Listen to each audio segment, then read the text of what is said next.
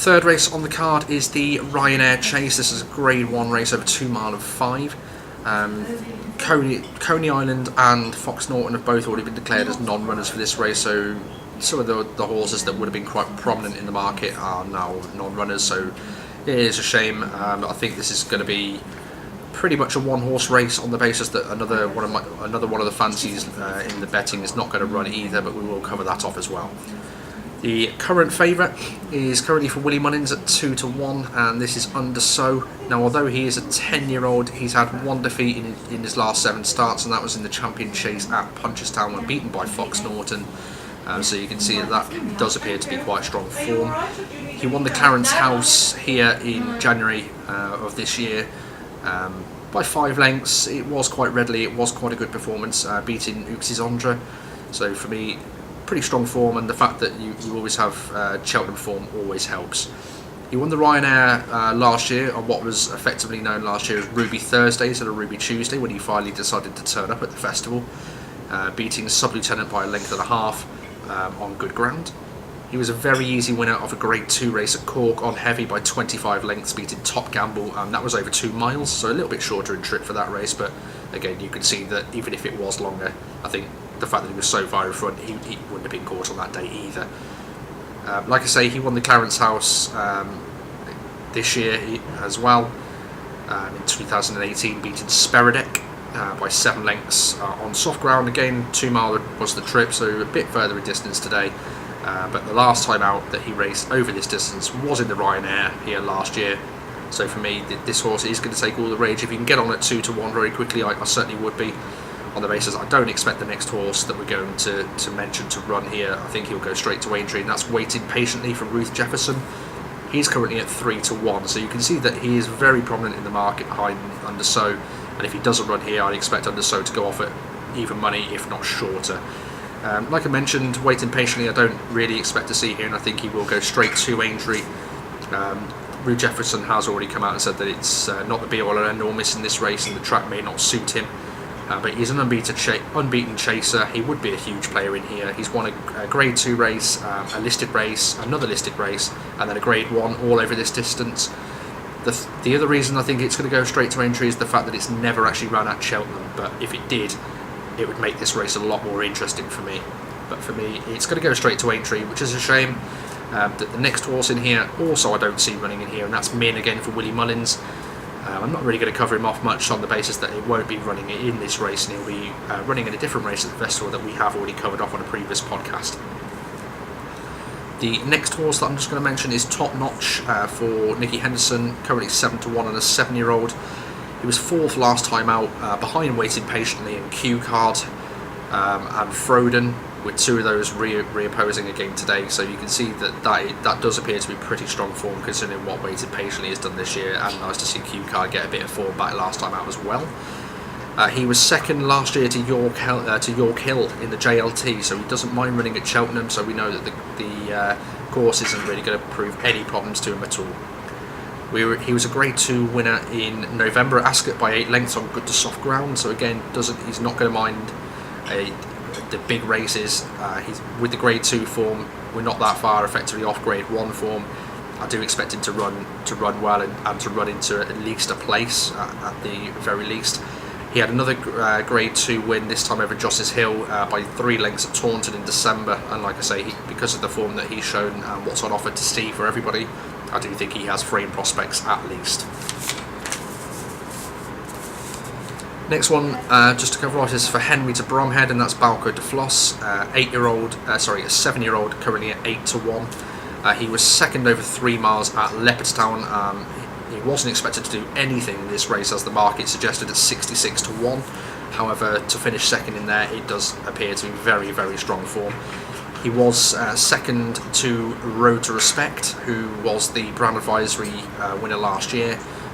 Road to Respect came out and won a couple of other races since then as well, which we will be covering off as we go throughout. The form has been well advertised due to that fact alone. He was 3rd to Alpha de Zabot and Atois Phil in November, however he was a beaten favourite that day, but to be honest, Atois Phil we know is a good horse, and so is Alpha de Zabot, all in the Jiggingstown colours, so it was a pretty good race to watch really. He was beaten favourite as well at Garan, again behind Atois Phil, so he's probably going to be quite happy that he's not bumping into that horse again. But he does have place chances for me. The Bromhead should get a good tune out of him. Jigginstown should be doing quite well at this festival again. So for me, like I say, place chances at the very least. The one in here is the old boy of the race. He is 12 years old, and this is Q Card for Colin Tizard. Currently 8-1. The form when it comes to Cheltenham doesn't appear to be great over the last few years. However, he was second to Waiting Patiently at Ascot in the Betfair Chase on soft ground not too long back.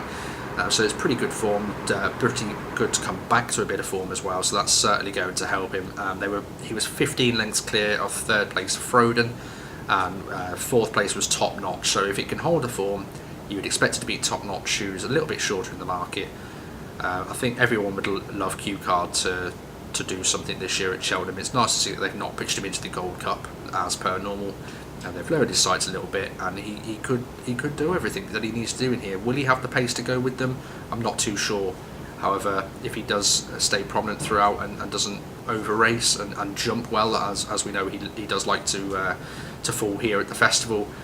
I think the last year he was already a beaten horse by the time he fell. However, the year before he was still going for the million bonus, which was a shame to see him fall, as it would have been nice to get a part of that. Another horse in here who likes to run at the festival is for Willie Mullins at 12-1, 9-year-old Jackadam. He's another horse that normally goes for the Gold Cup, however he does have an entry in here. This is the easier option for him now as well. He was a favourite for the Gold Cup last year, a lot of late support to go off at 3-1. He's only been out of the frame just the once on completed starts. When it comes to races over this distance, he has form of second, first, and fell. So you can see this distance isn't going to prove a problem to him at all, and again I expect place claims at least. We mentioned Ruth Jefferson earlier, and she has a horse in this race as well at 14-1, and this is Cloudy Dream. This horse loves finishing second. It must be very annoying for anybody who normally backs him. He's had 4 seconds in a row in a Grade 2 a race, another Grade 2 race that was here, another Grade 2 and another Grade 2. So you can see that it has got Grade 2 form. So this is a bit of a step up. He's beaten the likes. He's been beaten by the likes of Native River, Definitely Red. That was in the Cotswold here. Fox Norton and Smad Place. So you can see the horses that are actually beating him into first. They're not your average 20-1 horses. They're solid contenders for most festival races or Punchestown races if they were involved. Place claims on as his last 3 starts have been on soft ground or worse. So again, with the ground that we know is going to become quite testing, I don't see that being an issue for him either. Willie Mullins has another one in here. That's Bells Hill, 16-1. He's a mover in from 25-1. He's an 8-year-old. He's only had the one start after the festival last year when he was third to Might Bite and Whisper in the race that Might Bite won it comfortably, then threw it away, and then won it literally by the skin of his nose. So that was the entertaining race last year here at the festival. He did win on his reappearance in the Bobby Joe Chase at Fairy House in the Grade 3 by 4 lengths, beating a Genie in the Bottle. We know Genie Bottle does like to race quite a fair bit over in Ireland, and it does have a few wins to his name as well, so it's pretty strong form to look into. Whether or not he's going to be fit enough or quick enough for this race is another thing, but at 16-1 I wouldn't discount his chances. The most unexposed horse in here for me is currently at 20-1 again for Willie Mullins, and this is a 7-year-old in Bachassan. He's a listed winner by 24 lengths on soft to heavy ground, so again, ground concerns not going to have any problems. Val de Verbe was second that day to him.